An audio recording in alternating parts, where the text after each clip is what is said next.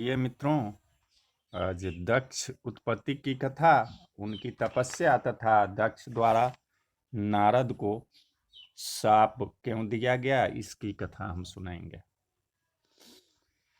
श्री सुखदेव जी बोले कि हे राजन, जब प्रचेता प्राचीन बहिर्ष के 10 पुत्र तपस्या करके समुद्र से बाहर निकले तो उन्होंने समस्त पृथ्वी को वृक्षों से ढकी हुई देखा, जिससे उन्हें वृक्षों पर क्रोध आया और उन्होंने अपने तपोबल से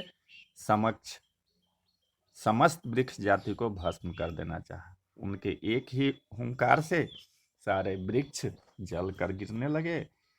इससे वनस्पतियों के राजा चंद्रमा को बड़ा दुख हुआ, तो वह चंद्रमा प्रचेताओं का क्रोध शांत करने के लिए उनके पास आए और वनस्पतियों के गुण से प्रजा का किस किस प्रकार का पालन होता है यह सब उनको समझाया।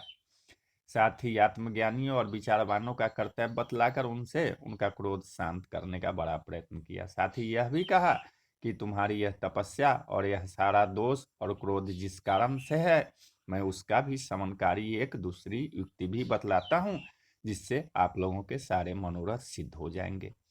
हे तपस्वियों, वृक्षों के राजा के पास एक परम सुंदरी कन्या है। मैं इस कन्या को भेंट रूप में तुम्हें दिला देता हूँ, जिसे अपनी पत्नी बनाकर अपना मनोरथ सफल करो।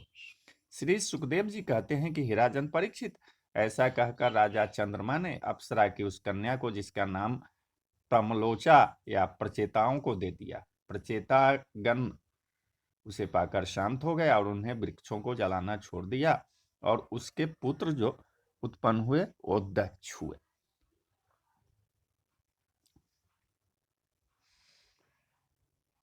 वे प्रचेताओं से उत्पन्न हुए थे, इससे उनका दूसरा नाम प्राचेतस भी पड़ा। बस इन्हीं प्राचेतस की संतानों से पूरा दुनिया संसार भर गया। अनेक बहुत सी कन्या भी प्रजा ही की दृष्टि से दक्ष ने पहले भी अपने मन में एक ऐसी रचना की, अर्थात दक्ष ने पहले भी एक मानसिक सृष्टि की रचना की थी, जिसमें देवता, दैत्य और मनुष्य इत्यादि सभी थे। परंतु इस सृष्टि में कोई बल न था जिससे वह पनप न सकी। तब उन्होंने इसके लिए बड़ी चिंता की और विंध्य पर्वत पर जाकर तप करने लगे। उस घोर तप में सृष्टि रचना के लिए उन्होंने भगवान की बहुत सी प्रार्थना कर शक्ति मांगी। भगवान आए, उन्होंने देखा कि दक्ष पांव पर खड़ा हुआ संतान मांगता है, तो ईश्वर ने कहा, उठो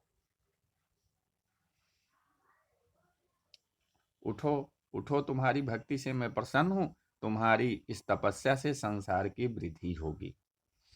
यही मैं भी चाहता था कि तुम इसके अवश्य ही योग्य हो, और ब्रह्मा, शिव, मनु और इंद्रादिक देवताओं की आकांक्षा भी है, क्योंकि सृष्टि के विकास में वे लोग भी लगे हैं।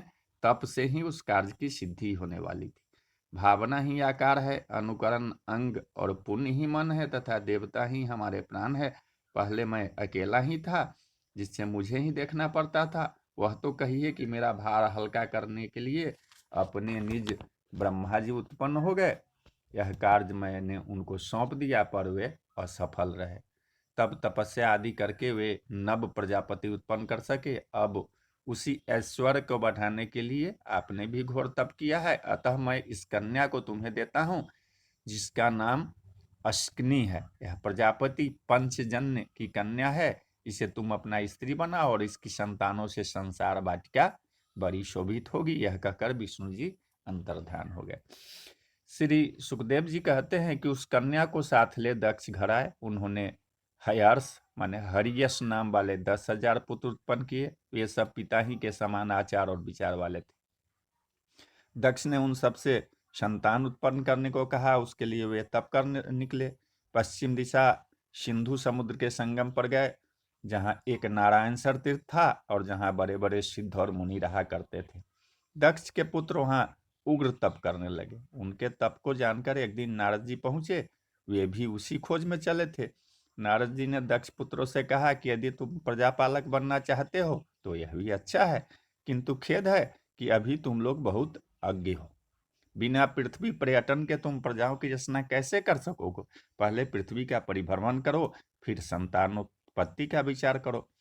साथ ही नारद जी ने उन सबसे और भी कई कूटवाक्य कहे, जिसे दक्ष पुत्र समझ न सके। सुखदेव जी कहते हैं कि हे राजन, नारद के नीति वचनों को सुनकर हर्यश्वगण अनायास अपने विचार उत्पन्न बुद्धि से स्वयं ही विचार करने लगे। नारद जी ने कहा था कि यह पृथ्वी लिंग देही है और आत्मा का अनादि बंधन रूप है, तब उसका अंत देखे बिना जीव को दूसरे कार्यों से क्या फल होगा। जिसको प्राप्त कर जीव पाताल लोक निवासी पुरुष के तुल्य पुनः उल्टा नहीं आता, उसको बिना जाने परमात्मा का लोक में दूसरे व्यर्थ कर्म से क्या फल होगा।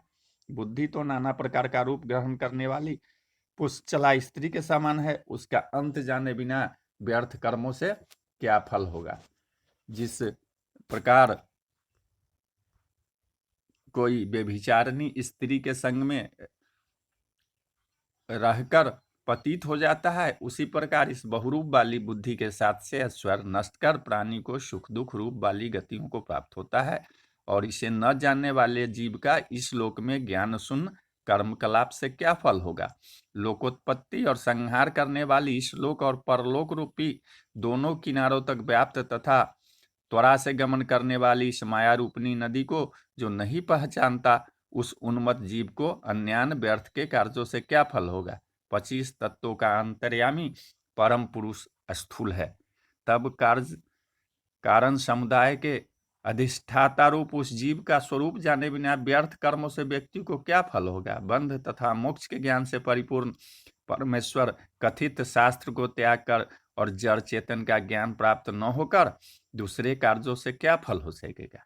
इस प्रकार संपूर्ण संसार को अपनी ओर मोहित करने वाले स्वतंत्र और काल चक्र के तीखे मोह की जानकारी न रखने वाले जीव को व्यर्थ दूसरे कार्यों से क्या फल होगा। जो पिता के तुल्य शास्त्र निवृत्ति आज्ञा को नहीं मानता, वह गुणों में श्रद्धावान पुरुष किस प्रकार निवृत्ति में संलग्न हो सकेगा। हे राजन, यह निश्चित कर उन एकाग्र मन वाले हर्षों ने नारद जी की परिक्रमा की और वहां से दूसरी ओर तप करने चले गए तथा उनका मोक्ष हो गया। वे फिर संसार में नहीं आए। नारद जी भी हरि गुणगान करते हुए ब्रह्मलोक को चले गए। इस समाचार को पाकर दक्ष को बड़ा ही दुख हुआ। उन्होंने सोचा, हा, सतपुत्र का होना भी क्लेश का कारण होता है, क्योंकि इन पुत्रों से भी सृष्टि बढ़ाने वाला मेरा कार्य पूर्ण नहीं हुआ। तब उस पंचजन की कन्या से दक्ष जी ने फिर 1000 पुत्रों को उत्पन्न किया, जिन सब का नाम सबलाश पड़ा। दक्ष ने उन सबको भी प्रजाओं की सृष्टि करने की आज्ञा दी। वे पुत्र भी प्रथम पुत्रों के समान ही नारायण सर पर तप करने गए। ओम ओम जप कर वे वहां कितने ही दिन तक व्रतादि सहित कठिन तप करते रहे। तब नारद जी ने आकर उन्हें भी प्रवृत्ति से हटाकर निवृत्ति का उपदेश दे दिया और कहा कि तुम्हारे पूर्व के भाइयों ने इसी मार्ग को ग्रहण किया है, तुम सब भी उसी पुण्य पथ को अपनाओ। फिर तो दक्ष के इन पुत्रों ने भी उसी मार्ग को ग्रहण किया और मोक्ष को प्राप्त हो गए। इधर प्रजापति दक्ष के सामने बड़ी बड़ी कठिनाइयां आई, जिन्हें झेलते हुए वे बड़ी दुखी हुए। और जब देखा कि अब इस बार भी नारद जी हमारे पुत्रों को उपदेश दिया और उन्हें प्रवृत्ति से हटा दिए, तो मारे क्रोध के उनका होठ फड़कने लगा और उन्होंने आप नारद जी को बहुत कुछ भला और बुरा कह दिया। इतना ही नहीं, उन्होंने नारद जी को यह शाप भी दे दिया कि रे असाधु नारद, तू सदैव लोगों को भरमा करे और अब कहीं एक स्थान में किंचित क्षण के लिए भी न ठहरे तथा कहीं भी तेरा ठिकाना न लगे।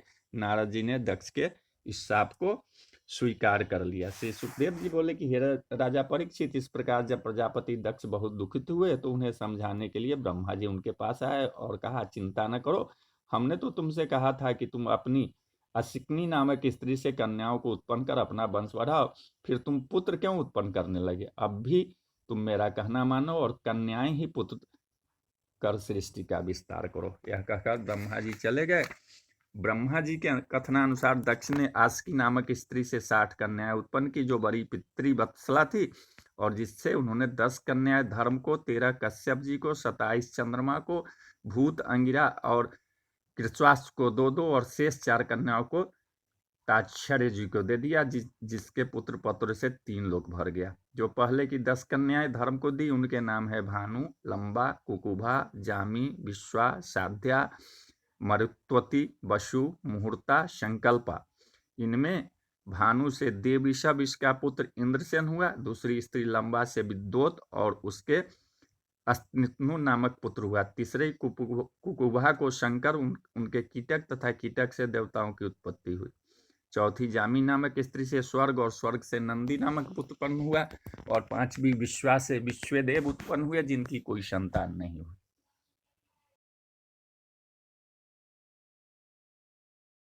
देवता उत्पन्न हुए, जिन्हें अर्थ सिद्धि नामक पुत्र उत्पन्न हुआ। सातवीं मरुत्वती से मरुत्वान और जयंत नामक दो पुत्र उत्पन्न हुए, जिनमें जयंत विष्णु जी का अंश है और जिसे उपेंद्र भी कहते हैं। और नवी मुहूर्ता के अभिमानी देवतागण उत्पन्न हुए। 10वीं संकल्पा के संकल्प और संकल्प के काम नामक पुत्र उत्पन्न हुआ। और 8वीं वसु नामक स्त्री से 8 वसु उत्पन्न हुए, जिनके नाम है द्रोण, प्राण, ध्रुव, अर्क, अग्नि, दोष, वसु और विभावसु।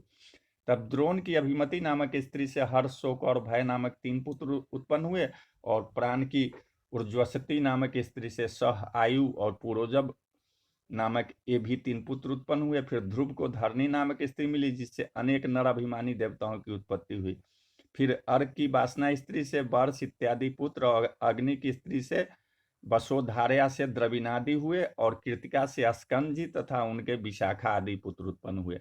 फिर दोष से सर्वरी नामक स्त्री से शिशुमार नाम का एक पुत्र उत्पन्न हुआ, कि जो विष्णु जी का अंश था। फिर वसु ने अंगिरसी स्त्री से विश्वकर्मा नाम एक परम शिल्पाचार्य पुत्र उत्पन्न किया, जिसके भिक्षुक पुत्र चाक्षुष मनु और उसके विश्वदेव और साध्यज्ञान आदि पुत्र उत्पन्न हुए। ऐसे ही 8वें विभावसु नामक वसु को तोषा नामक स्त्री से व्युष्ठ, रोचिस और आतप नाम के 3 पुत्र उत्पन्न हुए, जिनमें आतप के पंचयाम नामक दीनाभिमानी देवता उत्पन्न हुए। फिर भूत की स्त्री स्वरूपा नामक दक्ष की कन्या ने करोड़ों रुद्रों को उत्पन्न किया, जिनमें 11 पुत्र प्रधान है। अंगिरा की स्त्री स्वधा ने पितरों को और सती ने अर्थ ब्रांगिरस को उत्पन्न किया, जो साक्षात अथर्ववेद है। फिर कृषाश्च ने अचिर्स नामक स्त्री से धूमकेतु और धीष्णा नामक स्त्री से वेदशिरा, देवल, बयून और मनु नामक पुत्र उत्पन्न किया। इसी प्रकार कश्यप जी को जो विनिता, कद्रु, पतंगी और यामिनी नाम की 4 स्त्रियां थी, उनमें पतंगी ने पक्षियों को, यामिनी ने सल्भों को, सुपर्णा ने विष्णु के वाहन गरुड़ को और जंघा रहित सूर्य के साथी अरुणा को तथा कद्रु ने अनेक नागों को उत्पन्न किया। चंद्रमा, कृतिका इत्यादि नक्षत्र नामावली स्त्रियों से यक्षमा रोग से पीड़ित रहने के कारण कोई संतान उत्पन्न कर सके। हे परीक्षित, अब कश्यप जी के स्त्रियों की नाम सुनो, कि जिन लोक माताओं ने सारा संसार उत्पन्न हुआ है। दिति, अदिति, दनु, काष्ठा, अरिष्ठा, सुरसा, ईला, मुनि, क्रोधवश, तामा, सुरभि, सर्पा, तिमी। इनमें तिमी ने समस्त जल जंतुओं को उत्पन्न किया। शर्पा ने व्याघ्र आदि जीव हिंसक पुत्रों को उत्पन्न किया तथा सुरभि ने गाय, भैंस और सब 2 खुर वाले पशुओं को उत्पन्न किया। ताम्रा ने बाज और गिद्ध इत्यादि पुत्रों को, और मुनि ने अप्सराओं के समूह को उत्पन्न किया। क्रोध बसा ने डसने वाले सर्पों को, ईला ने सब वृक्ष समूह को तथा सुरसा ने यातुधन नामक सब राक्षसों को पैदा किया। अरिष्ठा ने गंधर्वों को, काष्ठा ने 1 खुर वाले घोड़ा आदि पशुओं को, और दनु ने 61 वीर पुत्रों को उत्पन्न किया, जिनमें द्विमूर्धा, शंबर, अरिष्ट, हैग्रीव, विभावसु, अयोमुख, शंकुशिरा, श्वरभानु, कपिल, अरुण, पुलोमा, वृषपर्वा, एक चक्र, अनुतापन, धूम्रकेश, विरूपाक्ष, विप्रचीति और दुर्जय आदि नाम के विशेष उल्लेखनीय है। इसमें स्वरभानु की सुप्रभा नामक कन्या से नमुची ने विवाह किया तथा वृषप्रभा की श्रमिष्ठा नाम की कन्या से नहुस के पुत्र राजा अयाति ने अपना विवाह किया। तथा वैश्वानर की जो 4 कन्याएं थी, उनमें उपदानवी से हरिण्याक्ष ने, हैशिरा से क्रतु ने और पुलोमा तथा कालका से भगवान कश्यप ने विवाह किया, जिनके पुत्र बड़े ही युद्ध करने वाले निवात, कवच नामक 60,000 दानव हुए। हे परीक्षित, जब तुम्हारे पितामह अर्जुन स्वर्ग को गए थे, तब इंद्र को प्रसन्न करने के लिए उन्होंने अकेले ही इन यज्ञ के नाशक निवात कवचों को मार डाला था। फिर विप्रवीति ने अपनी पत्नी सिंहिका से 101 पुत्रों को उत्पन्न किया, जिनमें एक बड़े का नाम राहु और शेष 100 पुत्रों का नाम केतु पड़ा। यही सब राहु केतु नामक ग्रह हो गए। यह तो दिति की वंशावली हुई। अब अदिति के वंशधरों की कथा सुनो, जिसमें भगवान विष्णुदेव के अंश से विवस्वान, अर्यमा, पूषा, त्वष्टा, सविता, भग, धाता, विधाता, वरुण, मित्र, इंद्र और उरुक्रम ये 12 पुत्र उत्पन्न हुए। इसमें विवस्वान को श्राद्ध नामक पत्नी से श्राद्ध के देवता मनु और यम नामक 2 पुत्र और यमुना नामक एक कन्या उत्पन्न हुई। जिसने एक समय घोड़ी का रूप धारण कर अश्विनी कुमारों को जन्म दिया। विवस्वान की दूसरी स्त्री छाया से शनिच्चर और सावर्णी मनु दो उत्पन्न हुए, और एक तप्ती नाम की कन्या भी उत्पन्न हुई, जिसने संवरण ऋषि को अपना पति मान लिया। अयरमा की पत्नी का नाम मातृका था। तप्ती और मातृका दोनों ही से बहुत पुत्र उत्पन्न हुए। पूषा के कोई संतान न हुई, वे केवल आटे से बने हलवा इत्यादि को खा सकते हैं, क्योंकि पूर्व समय में इनके दांत तोड़ डाले गए थे। त्वष्टा की स्त्री का नाम रचना था, जो दैत्यों की छोटी बहन थी, जिसके शनिवेश और विश्वरूप नामक दो बड़े बलि पुत्र उत्पन्न हुए। यद्यपि ये देव पक्ष के शत्रुओं के नाती थे, तथापि देवताओं ने इन्हें ही अपना पुरोहित बनाया, क्योंकि देव पुरोहित बृहस्पति जी ने अब इनके पौरोहित कर्म को करना छोड़ दिया था। तो बोलिए जय श्री कृष्ण, जय श्री कृष्ण।